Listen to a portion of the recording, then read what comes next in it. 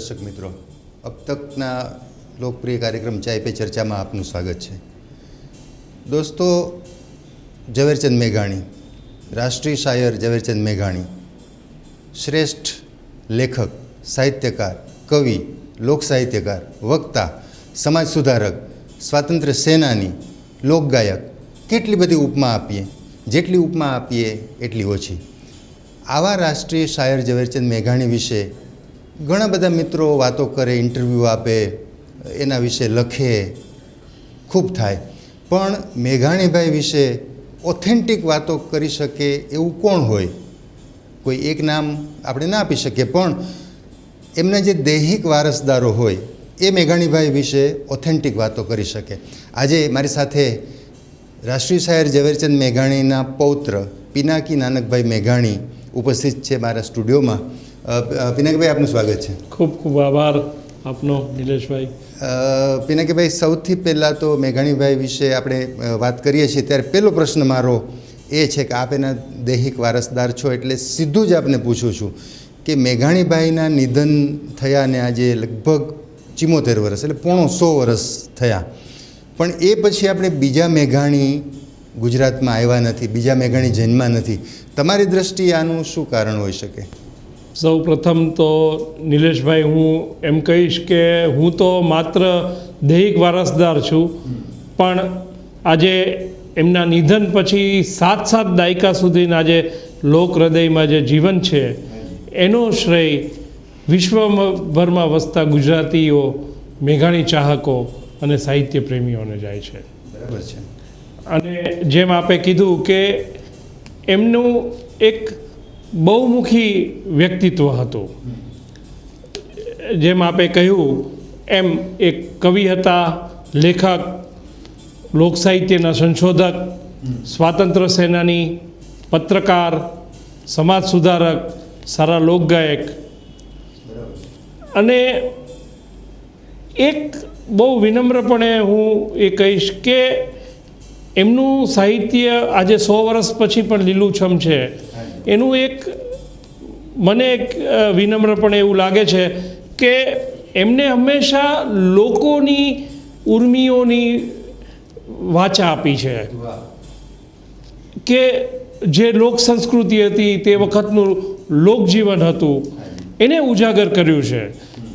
18 વર્ણના જે લોકો છે એમની ગૌરવગાથાને ઉજાગર કરી છે, એટલે આજે પણ એ એટલું જીવંત છે, આજે પણ લોકો એની સાથે કનેક્ટ થાય છે। અને મને ખૂબ આનંદ એ વાતનો છે કે યુવા પેઢી, જેમને તો ઝવેરચંદ મેઘાણીને જોયા પણ નથી, ખાલી વાંચ્યા છે કે નામ સાંભળ્યું છે કે અભ્યાસક્રમમાં વાંચ્યા છે, એ લોકો પણ આજે હોશભેર મેઘાણી સાહિત્યને વાંચે છે, એમના કાર્યક્રમોને માણે છે, એનો એક સવિશેષ આનંદ છે। પિનાકીભાઈ, ખાસ તો મેઘાણીભાઈની જે ભાષા, એમાં તળપદી બોલીની છાંટ, તમે રઢિયાળી રાતના ગીતો લઈ લો, તમે સોરઠી સંતવાણીના ભજનો લઈ લો, તમે ચૂંદડીના લગ્ન ગીતો લઈ લો, તમે સૌરાષ્ટ્રની રસધારની વાર્તાઓ લઈ લો, જે ટચ, જે સૌરાષ્ટ્રની કાઠિયાવાડી બોલીનો જે ટચ છે તળપદી બોલીનો, એ એના પછી ભાગ્યે જ કોઈને જોવા મળ્યો છે। આજે નવી પેઢી ગુજરાતી ભાષાથી દૂર થતી જાય છે, ત્યારે મેઘાણીભાઈનું આ સાહિત્ય આજે પણ પ્રસ્તુત છે, તો નવી પેઢીને ખાસ તો તમે મેઘાણીભાઈની આ ભાષા વિશે 2 શબ્દો કહો। જેમ best of the both world's કહી શકાય કે જે એમનું લોક સાહિત્ય, જે સંશોધિત સંપાદિત લોક સાહિત્ય છે, એમાં એમને જે ગ્રામ્યની ભાષા છે, લોકબોલી છે, લોકવાણી છે, એનો એમને ઉપયોગ કર્યો છે। અને એવી રીતે જ એમનું જે સ્વરચિત સાહિત્ય છે, એમની નવલકથાઓ છે, એમની નવલિકાઓ છે, એમાં તમને શિષ્ટ ભાષા જોવા મળશે। તો એક અનોખો સંયોગ અને સમન્વય એમને બંને આપણી ગુજરાતની લોક સંસ્કૃતિનો કર્યો છે। અને ખરેખર મહાત્મા ગાંધીએ એમને રાષ્ટ્રીય શાયરનું બિરુદ આપ્યું, તો ગુજરાતના જે બહુ જાણીતા લેખક, કેળવણીકાર અને સ્વાતંત્ર્ય સેનાની શ્રી દર્શક, એ એમને બહુ સચોટ કહેલું કે એકમાત્ર છેલ્લો કટોરો કાવ્ય લખ્યું એટલે જ મહાત્મા ગાંધીએ એમને રાષ્ટ્રીય શાયરનું બિરુદ આપ્યું? નહીં. એ જમાનામાં જે આજે પણ સાચી વાત છે કે એ વખતે સમાજના બે ભાગલા પડી ગયેલા, એક ગરીબ અને એક અમીર, એક ભણેલા અને એક અભણ, અને એ બંને વચ્ચે એક ભેદ રેખા બંધાઈ ગઈ હતી. અને આ ભેદની ભીતિઓને ભાંગવાનું કામ ઝવેરચંદ મેઘાણીએ કરેલું. વાહ વાહ. એટલે ખરેખર અને લોકો આજે ઝવેરચંદ મેઘાણી તો લોકોના જ હતા અને લોકોએ જેમને જીવંત રાખ્યા છે, એક ગૌરવની વાત છે. વાહ વાહ. પિનાકીભાઈ, મેઘાણીભાઈએ જે સાહિત્ય એકત્ર કર્યું, જે લોક સાહિત્ય ભેગું કર્યું સૌરાષ્ટ્ર ગુજરાતમાં ફરીને, ત્યારે સાધનોની કમી હતી. આજથી 100 વર્ષ પહેલાં સંદેશાના કોઈ સાધનો નહીં, વાહન વ્યવહાર નહીં, એની વચ્ચે પણ થેલો લઈને રખડીને બધું ભેગું કર્યું. આજે તો કેટલી બધી સુવિધાઓ છે, કેટલા બધા સાધનો છે, કેટલી બધી ટેકનોલોજી એડવાન્સ છે, છતાં યુનિવર્સિટીઓ, કોલેજો, સંશોધકો આ કામ નથી કરી શકતા. તો બેયની મૂલવણી આપણે કરીએ, મેઘાણીભાઈનું એ કામ અને આજે જે થતું કામ, તો તમે એને કેવી રીતે બે વસ્તુની તુલના કરશો? એટલે મને એવું લાગે છે કે એમને જે ગ્રાસરૂટ લેવલ ઉપર કામ કર્યું, જે દરેક જગ્યાઓ, એ વખતે તો જેમ આપે કીધું કે કોઈ સાધનો નહોતા, પગપાળા જવું પડે, તો એવા વખતે એમને લોકગીતો હોય કે લોકકથાઓ હોય એને શોધવા માટે અંતરિયાળ ગામડામાં ગયા, લોકોને મળ્યા અને એ સામગ્રી એકત્રિત કરી. કારણ કે એ વખતે તો બધું જ લોક સાહિત્ય, લોકગીતો, ભજનો બધું કંઠસ્થ પરંપરામાં હતું. મને લાગે છે કે સૌથી પહેલું સુયોગ્ય રીતે ડોક્યુમેન્ટ કરવાનું કામ ઝવેરચંદ મેઘાણીએ કરેલું. એટલે એ એક, અને અનફોર્ચ્યુનેટલી અત્યારે એર કન્ડિશન ઓફિસોમાં બેસીને બધું કામ થાય છે, એટલે એ જે માટીની સુવાસ છે, જે ફોરમ છે, એ અત્યારે એની ઉણપ અત્યારે દેખાય છે સાહિત્યમાં. વાહ વાહ. ટૂંકમાં તમે લગભગ બધું જ કહી દીધું એમ કહું.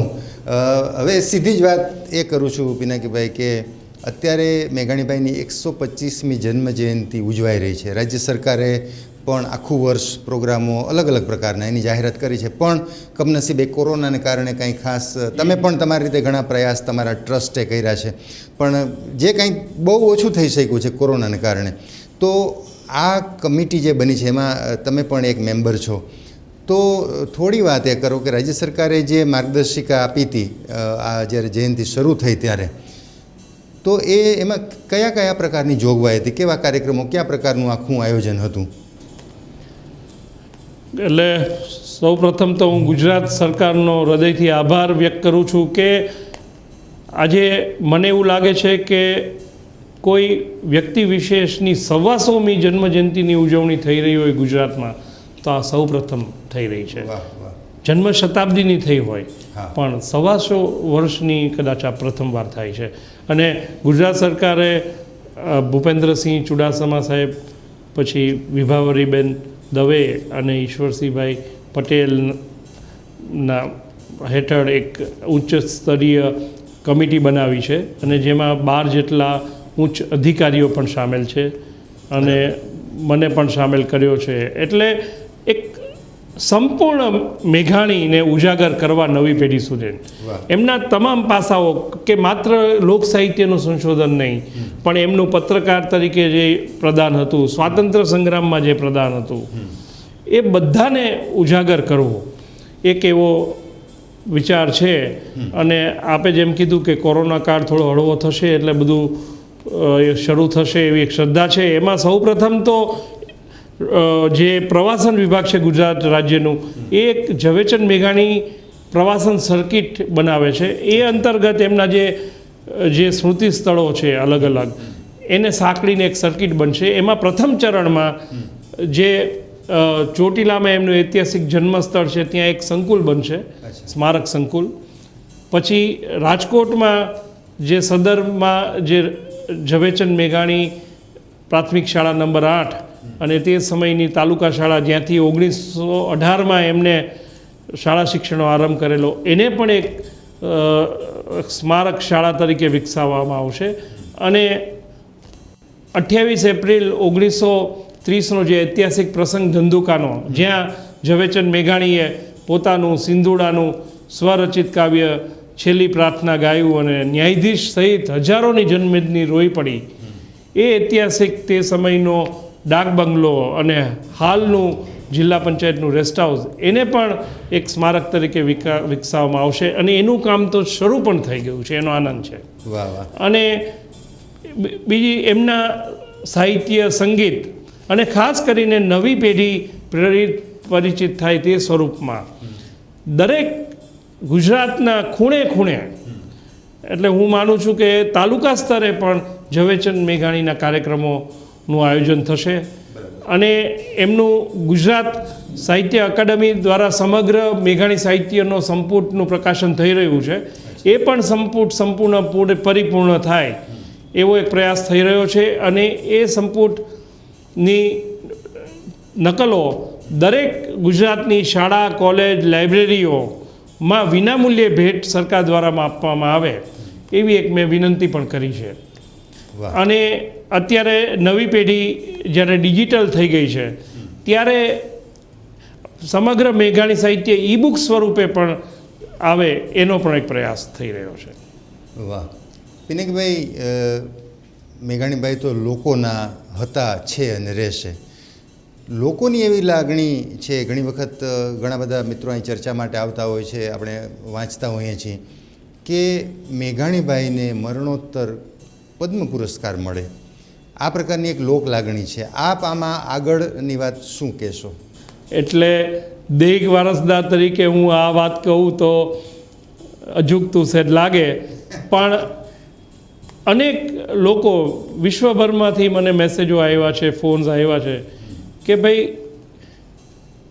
ઝવેરચંદ મેઘાણી આઝાદી પહેલાં ગુજરી ગયા અને એમનું આઝાદી પછી ભારત સરકાર દ્વારા કોઈ સુયોગ્ય રીતે સન્માન થયું નથી, દુર્ભાગ્યવશ. એટલે એક આ લોકોની લાગણી છે કે ભાઈ અમારા મેઘાણી ચાહકો માટે એમને પદ્મ પુરસ્કાર, મરણોત્તર પદ્મ પુરસ્કારથી સન્માનિત કરવામાં આવે. અને આ લાગણી મેં ભારતના વડાપ્રધાન શ્રી નરેન્દ્રભાઈ મોદી અને ગુજરાતના મુખ્યમંત્રી શ્રી વિજયભાઈ રૂપાણી સાહેબને પણ પહોંચાડી છે. અચ્છા. આપણે અપેક્ષા રાખીએ કે વહેલી તકે મેઘાણી ચાહકોની આ લાગણી પૂરી થાય. પિનાકભાઈ, એક બીજું મારા ધ્યાન ઉપર એ વસ્તુ આવી છે કે રાજકોટમાં અમારે અહીંયા એવું હોય છે કે કોર્પોરેશન દ્વારા એક મોબાઈલ લાઇબ્રેરી ચાલતી હોય છે, એક સ્પેશિયલ વાન હોય છે ને એમાં બુક્સ રાખેલી હોય છે ને અમુક વિસ્તારોમાં જઈને ઊભું રહે. તો ભવિષ્યમાં મેઘાણીભાઈનું સાહિત્ય આવી રીતે એક મોબાઈલ લાઇબ્રેરીના સ્વરૂપમાં ગુજરાતમાં ફરવું જોઈએ એવી એક લાગણી છે, તો એમાં આપનો મત મારે જાણવો છે. ખૂબ ઉત્તમ વિચાર છે. અને આજે જેમ આપણે વિચારીએ છીએ કે એમની વેબસાઇટ છે, એમના ઈ બુક્સ પણ ડિજિટલ થશે, પણ ગુજરાતના અંતરિયાળ ગામડાઓમાં ડિજિટલ ટેકનોલોજી હજી જોઈએ એટલી પહોંચી નથી, એટલા લેટેસ્ટ ફોન્સ નથી.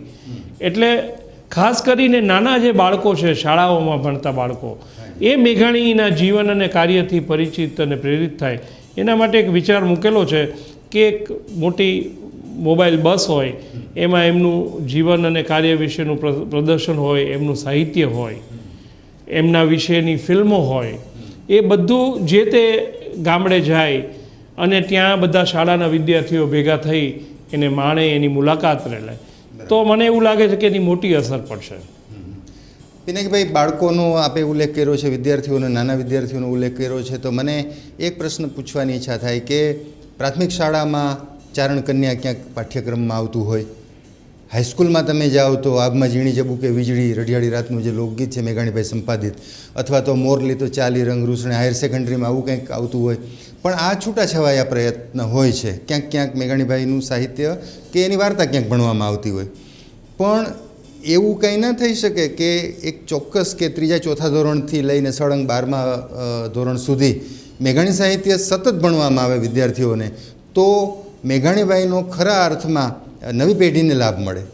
ના, આવી પણ અનેક સાહિત્ય પ્રેમીઓની લોકલાગણી છે કે આપે જેમ કીધું, દરેક ધોરણમાં એમનું એક કાવ્ય અને એમની એક કથા, એ બંનેનો સમાવેશ થાય તો ઝવેરચંદ મેઘાણીના લેખન વિશે તો બાળકો જાણશે જ, પણ સાથે આ રીતે ગુજરાતની આપણી જે મૂલ્યવાન સંસ્કૃતિ છે, એનું લોકજીવન છે, એનાથી પણ બાળકો પરિચિત થશે. ખાસ તો બાળકો, મારી શાળાઓને અપીલ છે કે જ્યારે પણ સ્કૂલો ખુલે, ખાસ કરીને નાની ગામડાઓની શાળાઓ, આમાં કોઈ ખર્ચો પણ નથી અને આપણા સરકારી શાળાના શિક્ષકો પોતે ખૂબ ગુણી હોય છે, પોતે સાહિત્ય અભ્યાસુ હોય છે. એટલે મારી એક અપીલ છે કે શાળાઓ સ્વયંભૂ પણ આવું કરી શકે કે ભાઈ દરરોજ પ્રાર્થના જે થાય એમાં બાળકો કાંઈક ઝવેરચંદ મેઘાણીની કૃતિ રજૂ કરે અથવા શિક્ષકો કંઈક વાત કરે, ભલે અઠવાડિયામાં એકવાર થઈ શકે, પણ આ થાય તો એક સ્વયંભૂ એક લોકજુવાળો ઊભો થશે. પિનાકીભાઈ, મેઘાણીભાઈની જ્યારે જન્મ શતાબ્દી ઉજવાતી હતી 96-97ના વર્ષમાં, ત્યારે કેટલાક નાટકો એમના જીવનને લગતા આવ્યા હતા. એ વખતે સરકારી વિભાગોએ ડોક્યુમેન્ટરી બનાવી હતી એવું પણ મને યાદ છે. પણ હવે જ્યારે 125મી જન્મજયંતિ ઉજવાઈ રહી છે ત્યારે, અને 25 વર્ષ દરમિયાન જે ટેકનોલોજીનું એડવાન્સમેન્ટ છે એનો લાભ લઈને આ પ્રકારના મેઘાણી જીવન કવન ઉપરના નાટકો કે ડોક્યુમેન્ટરી અથવા ફિલ્મો, એ પ્રકારનું કંઈક તમારું ટ્રસ્ટ કરે અથવા તો કોઈ સરકાર કરે એવું કંઈ થઈ શકે? એટલે ગુજરાત રાજ્ય સંગીત નાટક એકેડમી જે આ પ્રકારના કાર્યક્રમો, નાટકોનું નિર્માણ કરતી હોય છે, એમને મેં વિનંતી કરી છે કે ઝવેરચંદ મેઘાણીની કથાઓ ઉપર, જેમ કે વર્ષો પહેલાં આપને યાદ હોય તો શ્યામ બેનેગલ સાહેબે ઓળીપો નામનું દૂરદર્શન ઉપર રસધારની વાર્તા માટે એક નિર્માણ કરેલું, એવી રીતે રસધારની કેટલી પ્રેરક વાર્તાઓ છે એના ઉપર કંઈક નાટ્ય રૂપાંતર થાય અને બધા ટીવી ઉપર રજૂ કરે. આજકાલ તો વેબ પ્લેટફોર્મ પણ છે, એની ઉપર પણ રજૂ થાય. અને એવું પણ થઈ શકે કે આ જે નાટકનું નિર્માણ એક થાય છે તો અલગ અલગ નાના નાના સ્થળોએ આ નાટક મંડળી જાય, જેમ પહેલાંના જમાનામાં હતું એમ નાટક મંડળી જાય અને એ ભજવે. અને મને એવું લાગે છે કે આ દ્રશ્ય શ્રાવ્યના માધ્યમથી બહુ મોટી અસર પડશે. પિનાકીભાઈ, રાજકોટમાં જેમ મેઘાણીભાઈએ પહેલા ધોરણમાં અભ્યાસ કર્યો, 1901માં દાખલ થયા, જે સદરમાં શાળા આવેલી છે, ત્યારે એનું નામ ઝવેરચંદ મેઘાણી પ્રાથમિક શાળા એવું છે. હમણાં જ રિસેન્ટલી ચોટીલામાં જે સરકારી કોલેજ છે, વિનયન કોલેજ, એનું નામ પણ સરકારે ઝવેરચંદ મેઘાણી કોલેજ એવું જાહેર કર્યું છે. બીજા કોઈ એવા સ્થળો છે મેઘાણીભાઈ સાથે સંકળાયેલી જે જગ્યાઓ, જે ગામ છે, જે શહેરો છે, ત્યાં કોઈ એવા સ્થળો ખરા કે જેના એ સ્થળોનું નામ ઝવેરચંદ મેઘાણીના નામ સાથે જોડી અને આવતા 100-200 વર્ષ સુધી લોકો યાદ રાખે એવું કંઈ થઈ શકે? હા, એટલે એમની જે કર્મ નિર્વાણ ભૂમિ બોટાદ છે, જ્યાં એમનું ઐતિહાસિક નિવાસસ્થાન છે, ત્યાં હમણાં એક અંડરબ્રિજનું નિર્માણ થયું છે. એનું પણ નામકરણ ઝવેરચંદ મેઘાણી અંડરબ્રિજ થાય એવું એક સૈદ્ધાંતિક મંજૂરી મળી છે. અને એવી જ રીતે એમનું જે શૌર્યભૂમિ ધંધુકા છે, ત્યાં જે રેસ્ટ હાઉસ પાસે જે ફ્લાયઓવર હમણાં નવો નિર્માણ થઈ રહ્યો છે, એનું પણ નામકરણ આમ થશે એવો સૈદ્ધાંતિક મંજૂરી મળી છે. બરાબર. પિનાકીભાઈ, તમે ઝવેરચંદ મેઘાણી સ્મૃતિ સંસ્થાન નામે એક ટ્રસ્ટ ચલાવો છો અને એ અંતર્ગત કેટલી બધી પ્રવૃત્તિ કરો છો, સતત પ્રવૃત્તિ કરો છો. અને મારે નામ ચોક્કસપણે લેવું જોઈએ, આપના માતુશ્રી કુસુમબેન મેઘાણી, એમને પણ તમારો ખૂબ સાથ અત્યારે આપણી વચ્ચે નથી, પણ એ ટ્રસ્ટની છેલ્લા 10 વર્ષની પ્રવૃત્તિ, એની નોંધ આપની પાસેથી હું સાંભળવા માગીશ. પણ તમે જે વેબસાઇટ બનાવી છે મેઘાણીભાઈ ઉપરની, ઝવેરચંદ મેઘાણી વેબસાઇટ, એના વિશે પહેલાં થોડી માહિતી આપો, જેથી અમારા દર્શકો એ વેબસાઇટની વિઝિટ કરે અને તમે જે એમાં સાહિત્ય મૂક્યું છે મેઘાણીભાઈનું, એનાથી એ પ્રેરિત થાય. લગભગ જ્યારે આપણા દેશમાં ઇન્ટરનેટની ક્રાંતિ આવી 2000ની સાલમાં, ત્યારે એક વિચાર આવેલો કે ભાઈ ઝવેરચંદ મેઘાણીનું સાહિત્ય તો પુસ્તક રૂપે ખૂબ પ્રાપ્ય છે, પણ ડિજિટલ ફોર્મેટમાં આપણે મૂકીએ. એટલે એક ઝવેરચંદ મેઘાણીના જીવન અને કાર્ય ઉપર એક વેબસાઇટ વિસ્તૃત બનાવી છે. લગભગ 1 GB જેટલો ડેટા છે અને બધા 500 જેટલા અંદર દુર્લભ તસવીરો છે. અને ખાસ કરીને ઝવેરચંદ મેઘાણી એ પોતે ગાયેલા જે ગીતો છે એ લગભગ 21 જેટલા ફ્રી ડાઉનલોડ માટે મૂક્યા છે. એટલે ઝવેરચંદ મેઘાણી વિશે કોઈ સંશોધન કરતું હોય કોઈ વિદ્યાર્થી, તો એને તમામ માહિતી ઝવેરચંદમેઘાણી.org માંથી મળે એક એવો પ્રયાસ છે. અને જેમ જેમ ઈ બુક્સનું પણ આગળ કામ વધશે એમ ઈ બુક્સ પણ ફ્રી ડાઉનલોડ માટે એમાં મૂકી દઈશું બધું. બરાબર. હવે આપનું જે ટ્રસ્ટ છે એણે જે 10-11 વર્ષ લગભગ 10-11 વર્ષના ગાળામાં જે પ્રવૃત્તિ કરી છે એની એક ટૂંકમાં એક ઝલક. ખાસ તો આ એમના જે ઐતિહાસિક સ્મૃતિ સ્થળો છે એમના જીવન અને કાર્ય સાથે સંકળાયેલા, જેમ કે જન્મ સ્થળ ચોટીલા, પછી અહીંયા રાજકોટની શાળા, પછી જેમ કે એમનું કર્મ નિર્વાણ ભૂમિ બોટાદ, પછી કર્મભૂમિ રાણપુર, શૌર્યભૂમિ ધંધુકા, પછી જ્યાંથી એ મેટ્રિક થયા એ અમરેલીની શાળા, જ્યાં ભણ્યા એ શામળદાસ કોલેજ ભાવનગર અને જુનાગઢની બાઉદ્દીન કોલેજ, એમનું વતન બગસરા. આવી જગ્યાઓ ખાતે જીવંત સ્મારક બને એક નવો નમ્ર પ્રયાસ છે. અને સરકારે પણ હમણાં મેઘાણી સર્કિટનું આયોજન કર્યું છે, એટલે આ કાર્ય આગળ વધશે એવી શ્રદ્ધા છે. અને ખાસ તો નવી પેઢી દાદાજીના સાહિત્ય સંગીતથી પરિચિત પ્રેરિત થાય તે માટે નાના નાના ગામડા સુધી ઝવેરચંદ મેઘાણીના સાહિત્ય અને સંગીતના કાર્યક્રમો લઈ જવાનો એક નાનો એવો પ્રયાસ કર્યો છે, પણ મોટી અસર પડી છે એનો આનંદ છે. પિનાકભાઈ, એક મને પૂછવાની એ ઈચ્છા થાય છે કે તમે થોડા સમય પહેલાં છેલ્લા 5-7 વર્ષમાં મેઘાણીભાઈને લગતી, એના જીવન કવનને લગતી કેટલીક નાના પુસ્તકો પ્રગટ કર્યા છે. અને જે મેઘાણીભાઈના ગીતો છે, સંપાદિત લોકગીતો, ભજનો, એનું ઓડિયો ફોર્મેટમાં MP3 પ્રકારનું આખું એક સરસ મજાનું આયોજન કર્યું છે અને એને તમે શાળા કોલેજો સુધી પહોંચાડ્યું છે. તો આ આખો પ્રોજેક્ટ શું છે એના વિશે થોડું અમારા દર્શકોને જાણવાની ઈચ્છા છે. ઝવેરચંદ મેઘાણીનો જન્મ ચોટીલાની પોલીસ લાઇન્સમાં, અને એમના પિતા કાળીદાસ મેઘાણી બ્રિટિશ કાઠિયાવાડ એજન્સી પોલીસમાં ફોજદાર તરીકે સેવા આપતા. એટલે આથી ગુજરાત પોલીસ એમનું એક લાઇન બોય તરીકે એક સવિશેષ ગૌરવ અનુભવે છે. અને આપણા જે ઝવેરચંદ મેઘાણીના વિવિધ સ્મૃતિ કાર્યક્રમો છે એમાં ખૂબ લાગણીથી સહયોગ આપે છે. તો પોલીસ વિભાગના સહયોગથી આપણે, જેમ આપે કીધું કે ઝવેરચંદ મેઘાણીના શૌર્ય ગીતો, ઘાયલ મરતા મરતા રે માતની આઝાદી ગાવે, એમના લોકગીતો રાસ ગરબા, રઢિયાળી રાત, એમના પ્રાચીન ભજનો, સોઠી સંતવાણી, તેમજ એમના ચૂંટેલા ગેય ગીતોનું એક પુસ્તક કસુંબીનો રંગ, એમનું એક જીવન ચરિત્ર મેઘાણી ગાથા, આ બધું સામગ્રી પોલીસ વિભાગના સહયોગથી પ્રગટ કરી છે. અને એમના સહયોગથી લગભગ ગુજરાતમાં 25,000 જેટલી શાળા, કોલેજો, લાઇબ્રેરીઓમાં આપણે વિનામૂલ્યે ભેટ આપી શક્યા છે. બરાબર. અને આ બધા ગીતો છે એનું તમે કંઈ ઓડિયો ફોર્મેટમાં રૂપાંતર કર્યું હતું?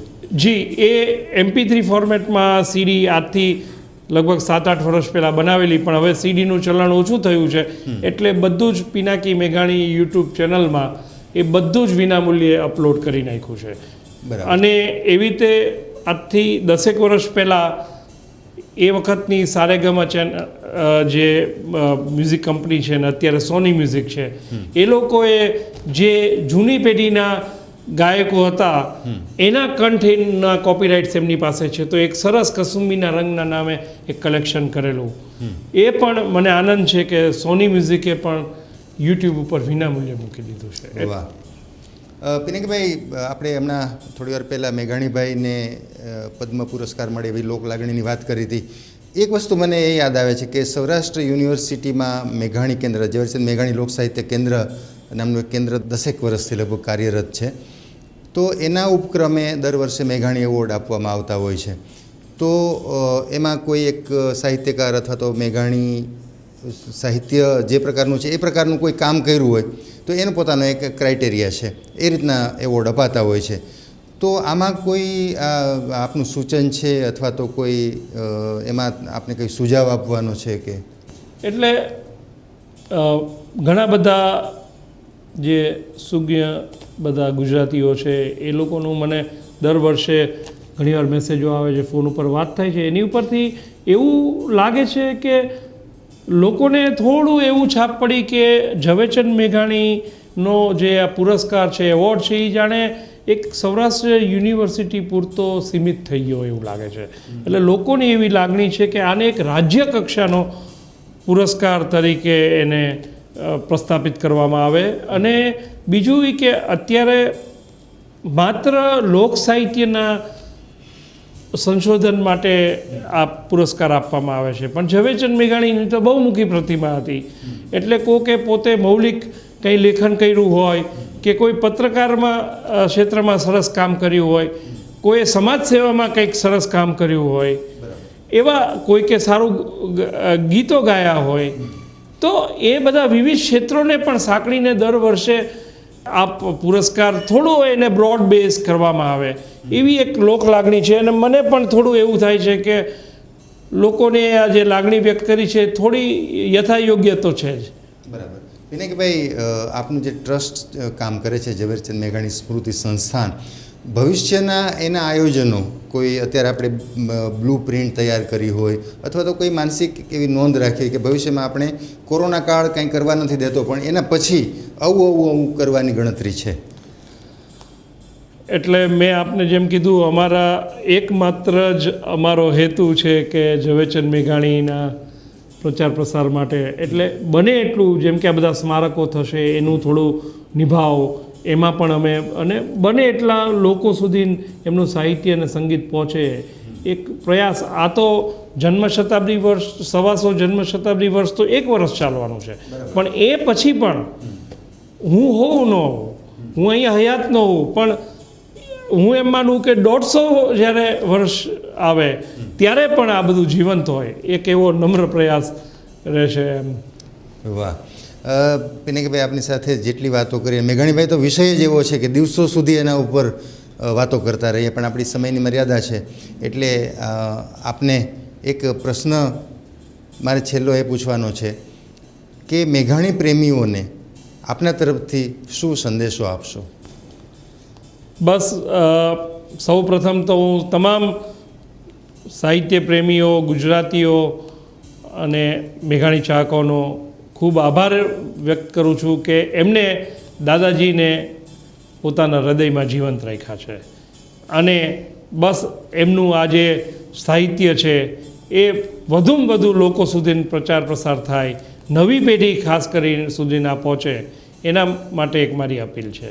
અને કાંઈ પણ કામ હોય તો અમે તો બધા સાથે છીએ જ, પણ આ લોકોએ ઉપાડી લેવાનું પણ કામ છે. સરકાર તો મદદ કરશે જ, પણ લોકો દ્વારા જે સ્વયંભૂ કાર્ય થશે એની સુવાસ કંઈક અલગ રહેશે. પોતાના 50 વર્ષના ટૂંકા આયુષ્યમાંથી ઝવેરચંદ મેઘાણી 23 વર્ષ સુધી સંનિષ્ઠ અને નિડર પત્રકાર તરીકે કાર્યરત હતા.